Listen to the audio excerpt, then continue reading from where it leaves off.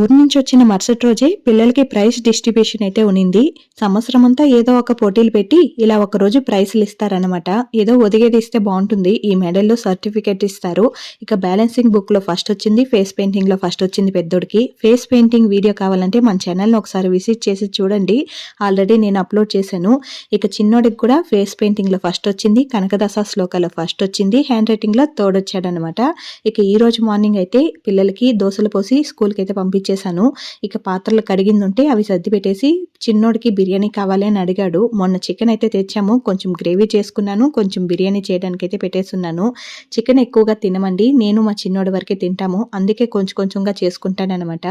బిర్యానీ అయితే రెడీ అయిపోయింది. ఇక మా పెద్దోడు బిర్యానీ తిండు కదా, వాడి కోసం దోశలే పోసిచ్చేసాను మధ్యాహ్నం కూడా. ఇక సపరేట్గా అన్నము అది చేస్తే చారు అంతా చేయాలి కదా, అందుకోసం సింపుల్గా అయితే దోశలు పోసిచ్చేసాను. బిర్యానీ అయితే రెడీ అయిపోయింది. మీకు బిర్యానీ అంటే ఇష్టమా? కమెంట్